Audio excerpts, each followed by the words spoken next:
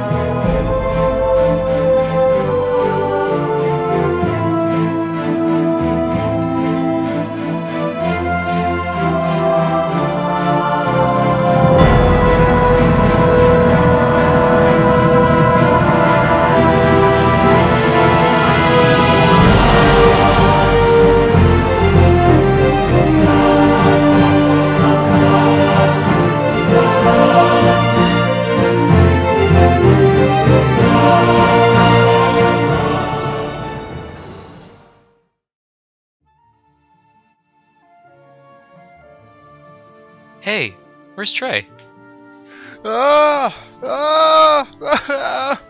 Help! Somebody help! Please, help! Elements of psychological learning can be found in everyday life. You just need to know where to look.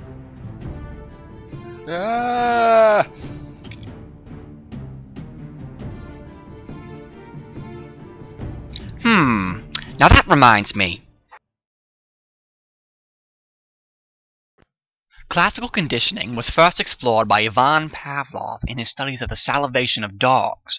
As physiologist, Pavlov was initially attempting to discover the patterns of salivation in dogs when being exposed to food substances. However, during his research, he discovered that there was a correlation between the salivation of dogs and exposure to certain elements which were in principle unrelated to the food. He then digressed from the purpose of his original research, and he studied the effects of what would later be termed classical conditioning. Classical conditioning is the process by which an unconditioned response, something which occurs naturally, is made to be correlated with a conditioned stimulus rather than the original unconditioned stimulus. In the case of Pavlov's experiment, the unconditioned stimulus was food in the mouth of the dog. The unconditioned response was salivation. The conditioned stimulus was a tone, and the conditioned response was salivation without food. Fascinating. Interesting. I'm not sure I quite understand yet. What other research has been done with classical conditioning? I know. The little Albert experiment. Ha!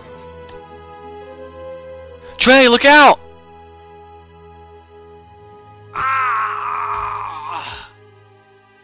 Ah, yes. The little Albert experiment. John Watson worked with Rosalind Rayner to establish a conditioned response from a young boy, Albert. The researchers associated a negative element, such as a loud noise, while they simultaneously presented a white rat. Eventually, Albert was conditioned to fear all white objects. What became of little Albert? Oh, it's quite fantastic. When pulled out of the program, Albert continued to fear that of which he was conditioned against, and developed severe psychological issues. Now let's have another lesson. Acquisition is the initial stage in classical conditioning, the phase associating a neutral stimulus with an unconditioned stimulus, so that the neutral stimulus comes to elicit a conditioned response. When Albert first made the connection between the thing he feared and the rodent, this prompted the acquisition. In contrast, extinction is the diminishing of a conditioned response when an unconditioned stimulus no longer follows a conditioned stimulus. results. Once Watson began to stop associating the two stimuli, this should have elicited extinction. So really, when we train our pets for associating an oven timer with dinner, these are basic forms of classical conditioning? Yeah, it seems like we can find classical conditioning all around us. You betcha! This concludes our learning about learning. Please join us next time to discover the wonderful worlds of schizophrenia. This is the world of psychology.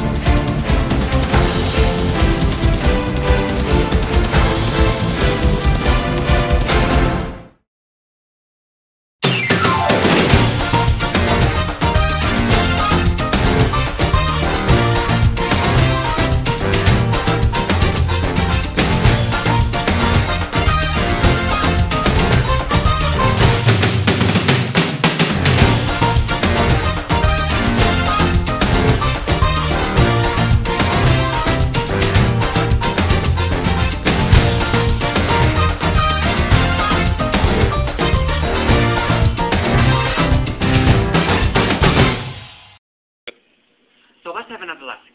Acquisition is unit. Now I dance